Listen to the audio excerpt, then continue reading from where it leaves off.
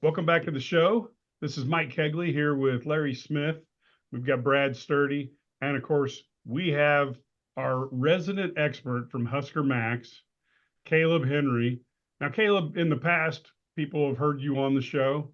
They hmm knew you were for KILN. What's happening new and different with you as we approach this football season?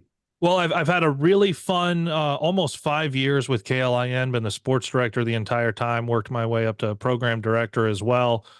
Felt like there was an opportunity for me to chase just the sports route, and that's what I've got here going into some freelance content creation, and happy to be working with HuskerMax.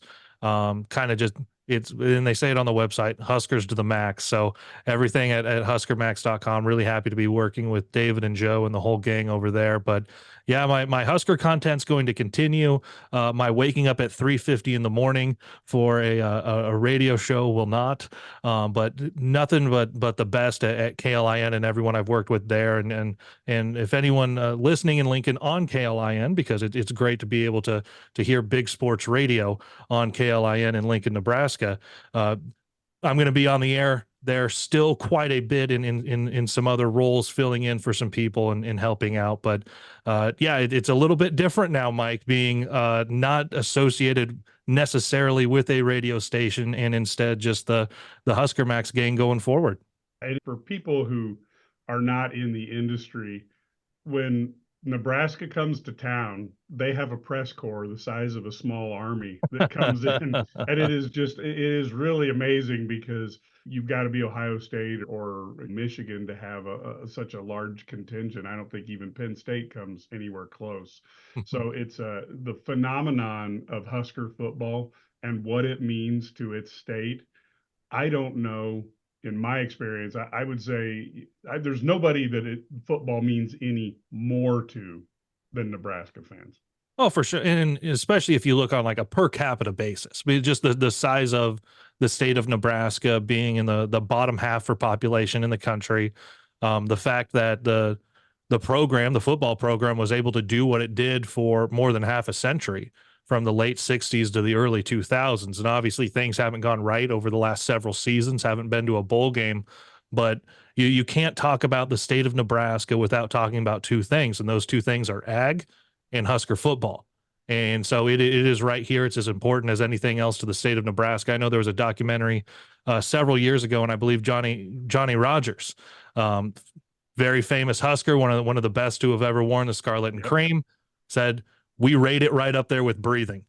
And he was probably underestimating Matt Rhule. People are really expecting big things from him, fairly or unfairly. I thought Scott Frost was a perfect fit. That didn't work out. What is Matt Rhule going to bring to the table with this Nebraska team this year? What is their trademark going to be?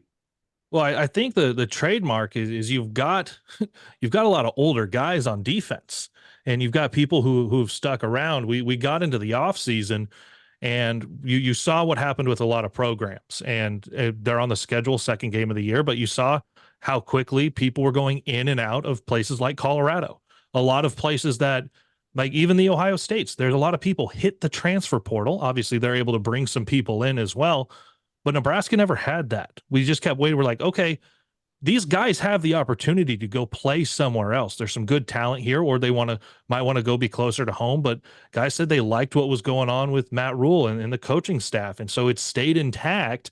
And you've got a lot of older guys. You've got a lot of seniors that are starting or in the two deep across both offense and defense. And then you mix that with some young talent that has come in, like the five-star quarterback Dylan Raiola, like a lot of your young wide receivers that were freshmen last year, and now they've been in the program to take a step up this year, like a Jalen Lloyd, a Malachi Coleman. You've got some folks that have been around the program and they've had varying success, like tight end Thomas Fedoni out of Council Bluffs. Can they take another step forward this year?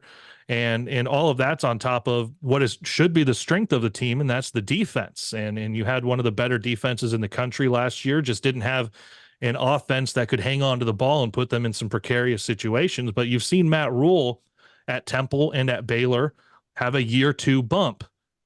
Can he do that here in Lincoln with a true freshman quarterback at the helm? That we'll have to wait and see. But the expectations are that Nebraska does get back to a bowl game for the first time since 2016. Yes, it's been a long time, but yeah, I believe from everything we've heard from Matt Rhule, and you've seen the way the schedule shapes up, Nebraska should be in a bowl game. And if you hit a couple of these maybe 50-50 games, like a Colorado early on, maybe some others late in the conference season, things could get weird getting towards that 12-team college football playoff. That's not what I'm expecting, but there is the potential for things to get weird the way it sets up. Are the comparisons to Patrick Mahomes for Raiola, is that fair? Because I've read a couple different people saying, boy, if you watch them, they play the same. And I'm like, gosh, Patrick Mahomes is 15-3 in playoffs. Is there a way they're setting him up with a set of expectations that are just like asking somebody to walk on water as a freshman? Well, and some of that comes with you're walking in as a 5-star quarterback to the University of Nebraska, and you're getting the reins right away. So there's going to be those expectations that are absolutely unfair. The part where you can see a lot of it is you see some of the plays he makes here and there, and you go, okay, who's the guy that you can compare that to? Well, the best quarterback on the planet is Patrick Mahomes right now. Yes. So you immediately go compare it to that guy. It is someone hit a really tough shot in 1992. Well, you probably tried to compare him to Michael Jordan. Like that's just what it is in going forward. Now, Raiola also wears the same number. He says he's been wearing that for a long time because of Tim Tebow. He's got the same haircut. Says he's had that same haircut though since junior high and maybe a little bit younger. So there are things that line up similar. He works out with the same trainer that Patrick Mahomes has in Kansas City. So they've been around each other.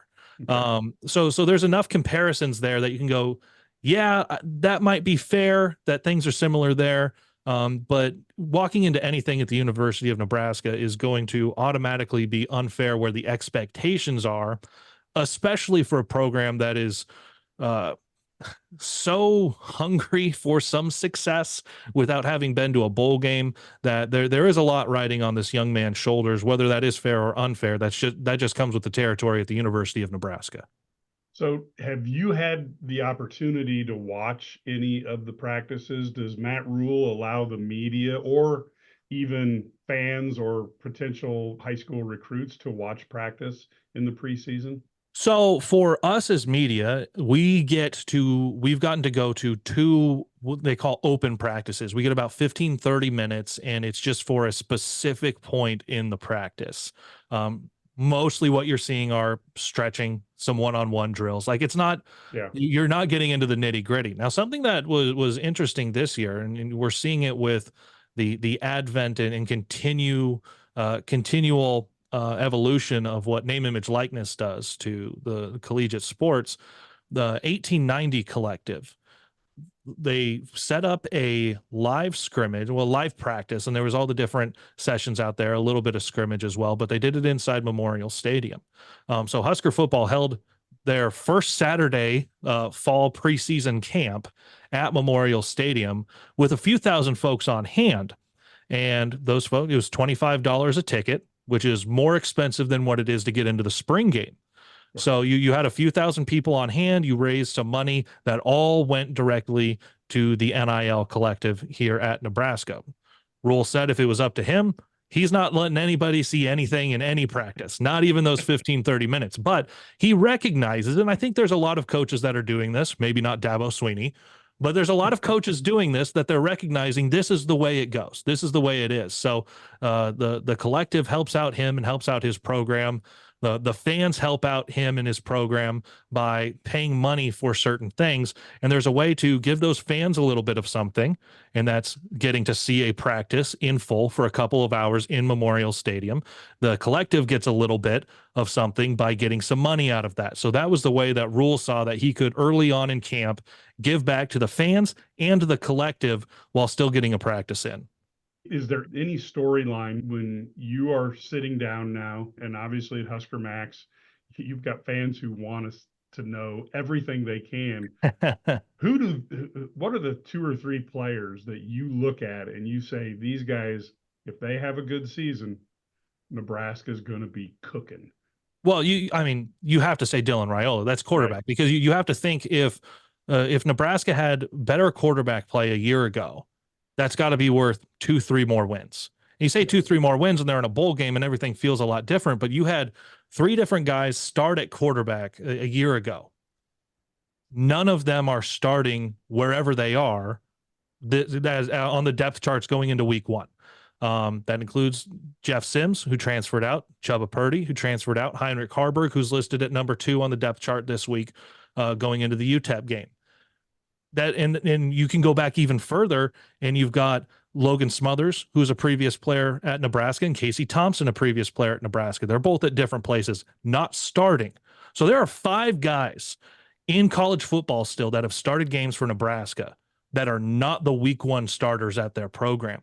So you have to imagine that if there's better quarterback play, Nebraska has 2 to 3 more wins last year, if not the last couple of years.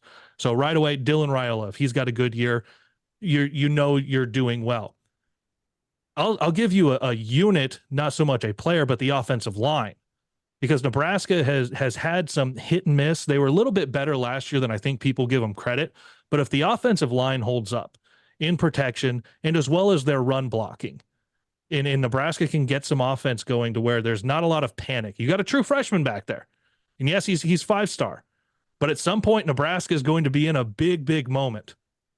It almost does not matter how well you've prepared. You are still 18 years old and in Memorial Stadium in front of 85,000 people and however many people watching on all of the great television networks across the country. There might be some panic set in. We've seen it happen to guys when they go in. So can the offensive line hold up? What is that going to look like for them? And then defensively, you could really pick anyone across anywhere for the black shirts, but I'm going to say Nash Hutmaker in the middle of that defense. Big boy wearing number 0. The fun thing with some single-digit numbers in a tradition that Matt Rhule has carried with him across multiple stops, but at Nebraska, your defensive line goes number 9, Ty Robinson, number 0, Nash Hutmaker, number 1, Jamari Butler. Big dudes with 1 digit on the front of their jersey and back of their jersey. It looks a little funky, but if Hutmaker can really make his presence known in the middle of that defense, that's going to free up guys like Ty, like Jamari, like a bunch of your linebackers, MJ Sherman coming in, that they can get more pressure on the quarterback. Nebraska has missed that over the last couple of years. As a matter of fact, several years. So defensively, if you can get something going in the middle from your defensive line with Hutmaker, I think you're in a really good position. And as a final discussion point, tell me if I'm right or wrong and what you think of this. When I look at the Nebraska schedule, I see an opportunity for them to potentially ring up the wins. And then when you get to late October, all of a sudden with Ohio State, and then a couple weeks later, USC, Wisconsin, Iowa, it gets really, really tough. And I would guess that Matt Rhule wants a competent team going into that last 5 games. Am I reading the schedule the way you do, or are you looking at it differently? Well, that's very much how I'm looking at it too. If we remember a year ago, Nebraska got to November with 5 wins and 4 games to go. Yep. And it just didn't happen. And you're like, just one, just get one. And ultimately couldn't get that one, miss a bowl game once again.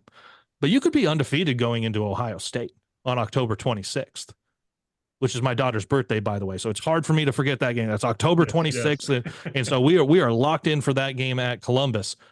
But you get to that, and then you get UCLA at home. Okay, that feels winnable. You don't have to go to LA as much as the coach wants everyone to remember that UCLA and USC are in LA. That's amazing. But then you go to the Trojans the next week, and then you host Wisconsin and Luke Fickell's in year 2. What are those things going to look like? If you can get to Ohio State and be 7-0 or 6-1, and then get 2 of those last 5, I think you feel like that's a really good year, because you're sitting at 8-4 or 9-3, and at that point you will have been in the conversation of, can you get one of those 12 playoff spots?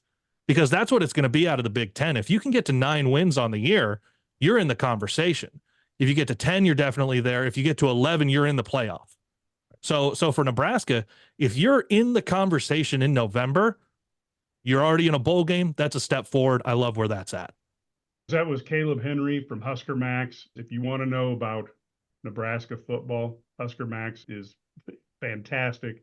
Make sure you look for Kaleb and his content. And we do have to pay some bills, so we will be right back after these messages.